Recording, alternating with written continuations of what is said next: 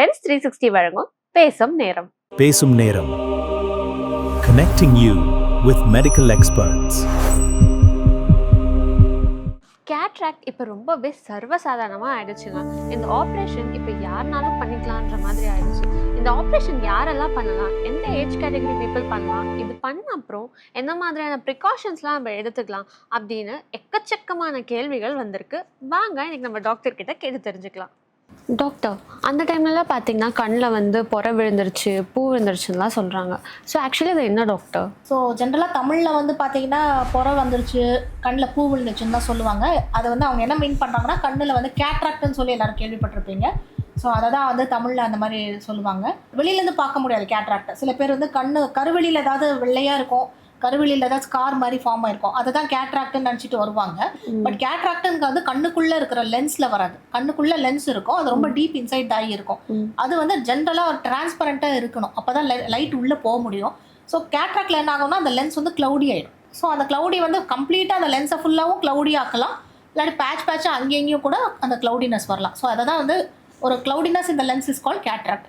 So இது different forms of கேட்ராக்டாக present பண்ணலாம். ஒவ்வொருத்தருக்கும் அதுக்கேற்ற மாதிரி டிஃப்ரெண்ட் சிம்டம்ஸ் இருக்கும். இப்போ மங்களா தெரிஞ்சாதான் அது கேட்ராக்ட்னு சொல்லிட்டுலாம் வந்துடுறாங்க. ஸோ இதில் நிறைய சிம்டம்ஸ் இருக்கா டாக்டர்? ஆமாம், எல்லா கேட்ராக்ட் பேஷண்ட்ஸுமே கண்ணு மங்களா இருக்குன்னு சொல்லிட்டு மட்டுமே வரமாட்டாங்க. சில பேருக்கு கண்ணு புகைப்படிஞ்ச மாதிரி இருக்குங்கிற வார்த்தை யூஸ் பண்ணுவாங்க. சில பேருக்கு தூர பார்வை கிளியராக தெரியாது, சில பேருக்கு கிட்ட பார்வை சரியாக தெரியாது, சில பேருக்கு பகலில் சரியாக தெரியாது, சில பேருக்கு நைட்டு சரியாக தெரியாது. நார்மலாக நம்ம எல்லாருக்குமே வண்டி ஓட்டும் போது கிளார் அடிக்கும் இல்லையா, இவங்களுக்கு ரொம்ப எக்ஸசிவாகவே அந்த கிளாரிங் இருக்கும். ஹெட்லைட் கிளார் மாதிரி ரொம்ப எக்ஸசிவாகவே இருக்கும். சில பேருக்கு லைட் எல்லாம் பார்த்தா சுற்றி இந்த ரவுண்டாக கலராக தெரியும். சில பேருக்கு ஆப்ஜெக்ட்ஸை பார்த்தா டபுளாக தெரியலாம், இல்லாட்டி மல்டிபிள் இமேஜஸ் தெரியலாம். இந்த மாதிரி கேட்ராக்டோட சிம்டம்ஸ் பார்த்தீங்கன்னா எப்படி வேணாலும் ப்ரெசென்ட் பண்ணலாம். ஜென்ரலாக கேட்ராக்ட்ங்கிறது ஒரு ஸ்லோலி ப்ராக்ரஸிவ் டிசீஸ், மெதுவாக அப்படியே கிராஜுவலாக வளர்ந்துட்டே போகும்.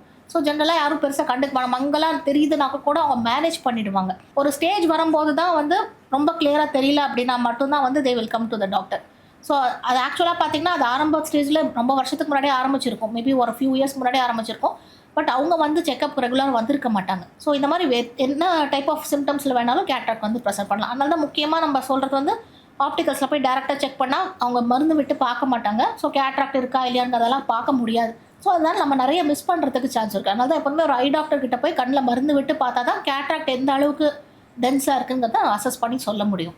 இப்போ இந்த கேட்ராக்ட்ன்றது எந்த ஏஜ் கேட்டகரி இருக்கா டாக்டர்? இந்த ஏஜில் தான் வரும் அந்த மாதிரி ஏதாவது இருக்கா?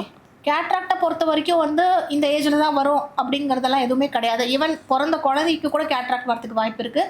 அதே மாதிரி ஒரு வயசானவங்க ஒரு 90 வயசில் கூட லென்ஸில் கேட்ராக்டே ஃபார்ம் ஆகாத ஆளுங்களையும் நம்மளால் பார்க்க முடியுது. ஸோ கேட்ராக்டுக்கு எந்த ஏஜ் க்ரைட்டீரியாவும் பெருசாக கிடையாது. பட் ஜென்ரலாக ஒரு 50 வயசுலேருந்து 80 வயசு வரைக்கும் ஒரு 50 to 80 இயர்ஸ் ஒரு காமன் ஏஜ் குரூப். அவங்களுக்கு காமனாக கேட்ராக்ட் வரதுக்கு உண்டான வாய்ப்பு ஜாஸ்தி. அதனால தான் அது பேர் சினைல் கேட்ராக்ட் அப்படின்னு நம்ம ஜென்ரலாக சொல்கிறது. சினைல்னா ஏஜ் ஆகும்போது வர கேட்ராக்ட். ஸோ இது ரொம்ப காமன். பட் நியூ பார்ன் பேபிஸ்க்கு கூட கேட்ராக்ட் வரதுக்கு வாய்ப்பு இருக்குது. பிறக்கும் போதே கேட்ராக்டோட பிறக்கிற குழந்தைங்களாம் இருக்காங்க, டிஃப்ரெண்ட் ரீசன்ஸ்னால. ஃபார் எக்ஸாம்பிள் அம்மா கிட்டேருந்து ஏதாவது இன்ஃபெக்ஷன் டிரான்ஸ்மிட் இருக்கலாம், இல்லாட்டி அந்த குழந்தைக்கு ஏதாவது மெட்டபாலிக் ப்ராப்ளம்ஸ் லைக் தைராய்டு ப்ராப்ளம்ஸோ இல்லாட்டி வேறு ஏதாவது சுகர் ரிலேட்டட் ப்ராப்ளம்ஸோ ஏதோ ஒரு டைப் ஆஃப் மெட்டபாலிக் இஷ்யூஸ்னால அந்த குழந்தைக்கு கேட்ராக்ட் வந்திருக்கலாம். இதே ஒரு நடு தரமான வயசு லைக் ஃபார் எக்ஸாம்பிள் ஒரு 25-30 வயசு ஆளுக்கு கூட கேட்ராக்ட் வரதுக்கு வாய்ப்பு இருக்குது. அவங்களுக்கு வேறு டைப் ஆஃப் காசஸ் இருக்கும். ஃபார் எக்ஸாம்பிள் அவங்க சின்ன வயசுலேருந்தே ஏதாவது ஆஸ்மா பேஷண்ட்டாக இருப்பாங்க. ஸோ தொடர்ந்து ஸ்டீராய்டு பஃப்லாம் எடுத்துகிட்டு இருப்பாங்க. ஸோ அது ஒரு ஸ்டீராய்டு இன்டியூஸ்டாக கேட்ராக்ட் வருது, ட்ரக் இன்டியூஸ்டுன்னு சொல்லலாம். ஸோ இது மாதிரி நிறைய மல்டிபிள் காசஸ்னால கேட்ராக்ட் வரலாம். சில பேருக்கு சின்ன வயசில் ஏதாவது அடிபட்டிருக்கும், ஏதோ ஒரு கையோ இல்லாட்டி பாலோ கண்ணில் நல்லா ஹெவியாக குத்தி இருக்கும். அந்த டைமில் நார்மலாக தான் இருப்பாங்க. After few years cataract form ஆகலாம். ஸோ அது ட்ராமா இன்டியூஸ்டு கேட்ராக்ட் அப்படின்னு நம்ம சொல்லுவோம். ஸோ அது மாதிரி மல்டிபிள் காசஸ் இருக்குது கேட்ராக்டுக்கு. அதுக்கேற்ற மாதிரி அது டிஃப்ரெண்ட் ஏஜ் குரூப்ஸில் ப்ரெசென்ட் பண்ணும். டாக்டர், இப்போ கேட்ராக்ட் பற்றி சொன்னீங்க. ஸோ இதுக்கு ஏதாவது ட்ரீட்மெண்ட்ஸ்லாம் இருக்கா டாக்டர்? கண்டிப்பாக இருக்குது. கேட்ராக்ட் பெர்மனன்ட் சொல்யூஷன் பார்த்தீங்கன்னா ஒன்லி சர்ஜரி தான். கேட்ராக்டுக்கு ட்ராப்ஸோ இல்லாட்டி வேறு ஏதாவது ஓரல் டேப்லெட்ஸோ எதுவும் கிடையாது, சரிங்களா? ஸோ ஒரு சர்ஜரி பண்ணுற ஸ்டேஜுக்கு வந்துடுச்சு அப்படின்னா ஒன்லி ஆப்ஷன் இஸ் சர்ஜரி. அது ஓரளவு ஏர்லி ஸ்டேஜில் இருக்கும்போது நம்ம அதுக்கேற்ற மாதிரி நம்ம ஏதாவது கண்ணாடி பவரில் கொஞ்சம் ஓரளவு இம்ப்ரூவ் ஆகுதுன்னா அது வரைக்கும் கண்ணாடி கொடுத்து மேனேஜ் பண்ணலாம். பட் எப்போ நம்ம கேட்ராக்ட் சர்ஜரி பண்ணணும் அப்படின்னு டிசைட் பண்ணுவோம்னா அவங்களோட குவாலிட்டி ஆஃப் லைஃப், அவங்களோட டே டு டே ஆக்டிவிட்டீஸ் இதெல்லாம் ப்ராப்ளம் கொடுக்க ஆரம்பிச்சிருச்சு அப்படின்னா கண்டிப்பாக we have to think about surgery. எடுத்த உடனே இப்போ ஏர்லி ஸ்டேஜில் கேட்ராக்ட் வருது, அப்படின்னா எடுத்தோடனே நீங்கள் சர்ஜரி பண்ணி தான் ஆகணும், நம்ம அவங்களுக்கு அட்வைஸ் பண்ணணும்னு அவசியம் இல்லை. ஃபார் எக்ஸாம்பிள் அவங்க வந்து வெளியில் போகும்போது ரொம்ப கிளார் அடிக்குது, இல்லாட்டி வீட்டில் முன்னாடி கேட்டில் நிற்கிறவங்கள கூட அவங்களால கிளியராக பார்க்க முடியல, இந்த மாதிரி டே டு டே ஆக்டிவிட்டீஸில் அவங்களுக்கு ஏதாவது இஷ்யூஸ் இருந்துச்சு அப்படின்னா அவங்க இமீடியட்டாக வந்து they can proceed for cataract surgery with advice of the doctor. இப்போ வந்து கேட்ராக்ட்ன்றது வந்துட்டு ஒரு கண்ணில் தான் வருமா இல்லை 2 கண்ணுலுமே வருமா டாக்டர்? இல்லை சர்ஜரி பண்ணக்குள்ள 2 கண்ணுலையுமே அட் அ டைமில் நம்ம பண்ணிக்கலாமா?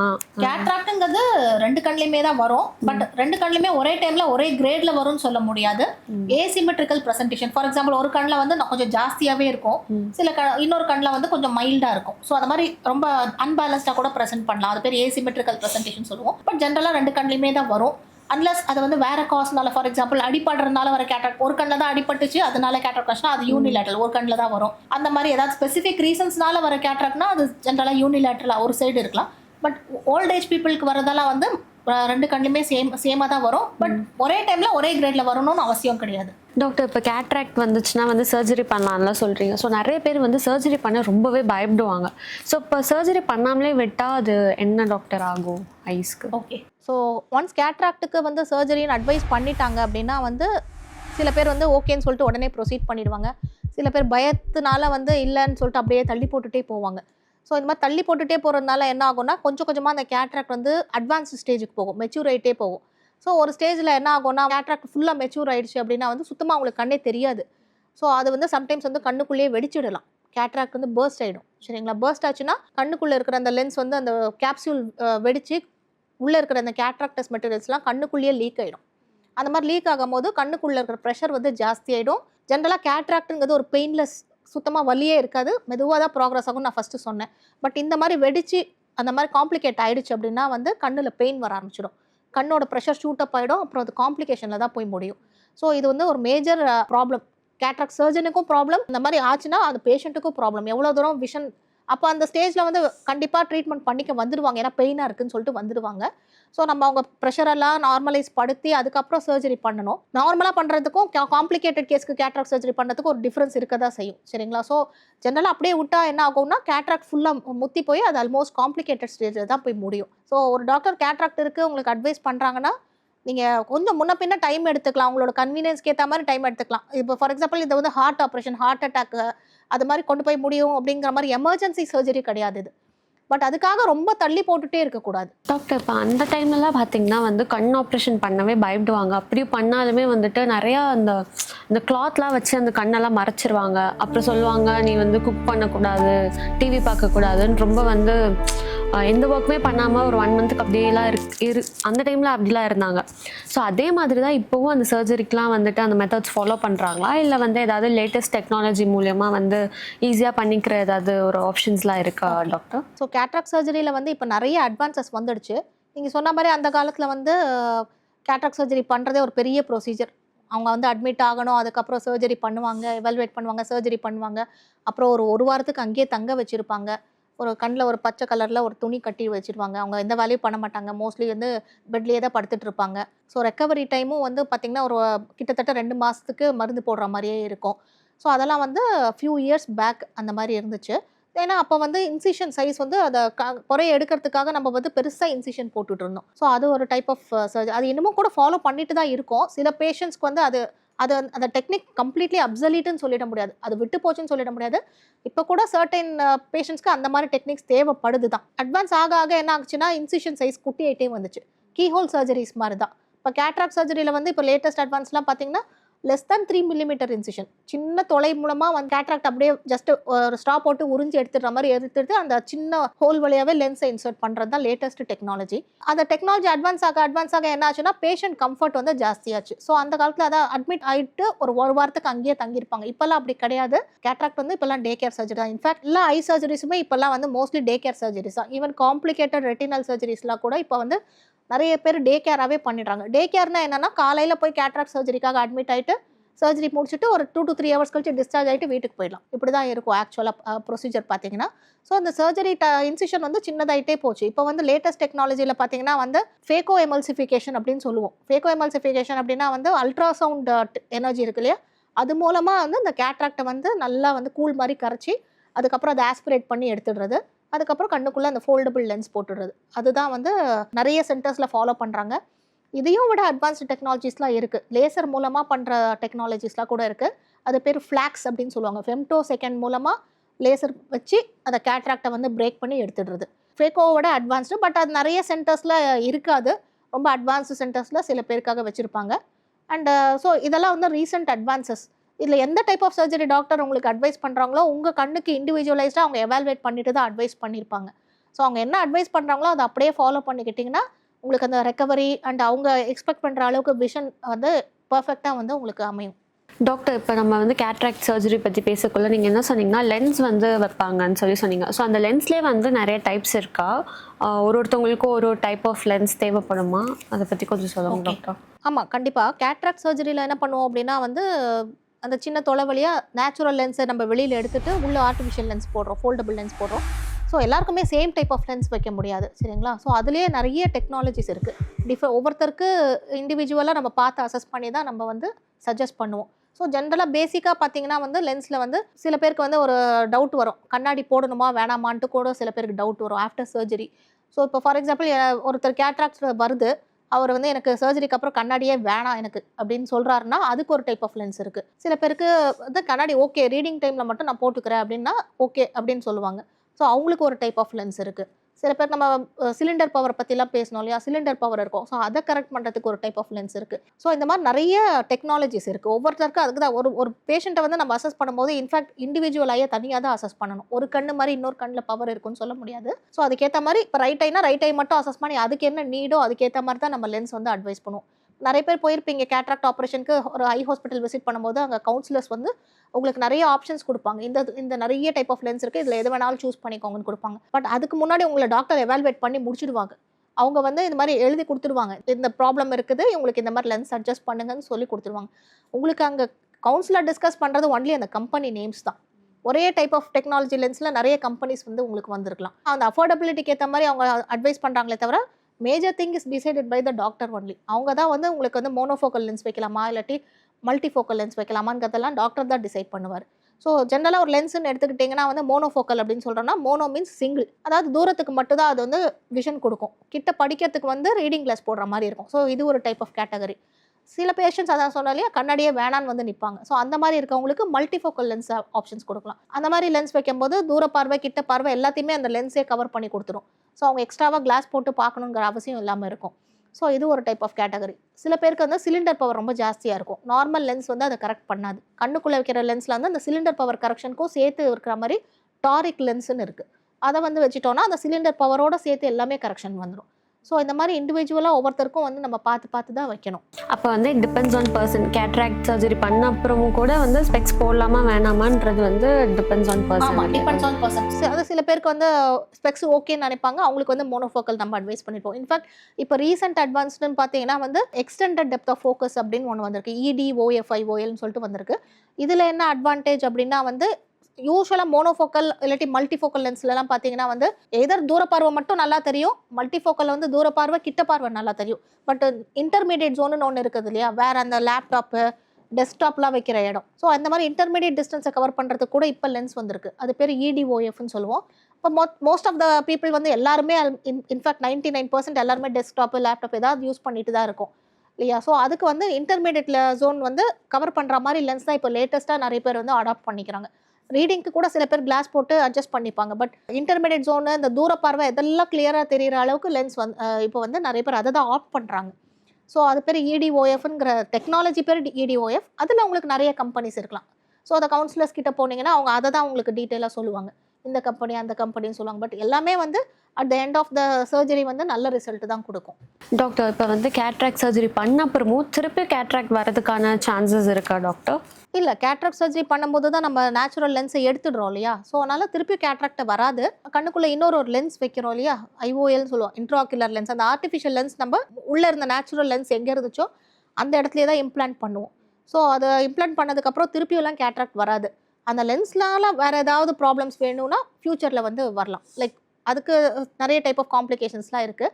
பட் அது எல்லாருக்கும் வரணும்லாம் அவசியம் இல்லை. பட் ஜென்ரலாக ஒரு நார்மலாக ஒரு கேட்ராக்ட் சர்ஜரி பண்ணால் அது once in a life time surgery தான். இப்போ அதே மாதிரி கேட்ராக்ட் சர்ஜரி பண்ணி முடிச்ச அப்புறம் எவ்வளோ ஃப்ரீக்வெண்ட்டாக டாக்டர் நம்ம வந்து செக்அப் பண்ணுறது நல்லது? இப்போ இருக்கிற லேட்டஸ்ட் அட்வான்சஸில் பண்ணிக்கிற சர்ஜரிஸ்லாம் வந்து ஃப்ரீக்வெண்ட் ஃபாலோஅப்ஸ் ரொம்ப தேவையில்லை.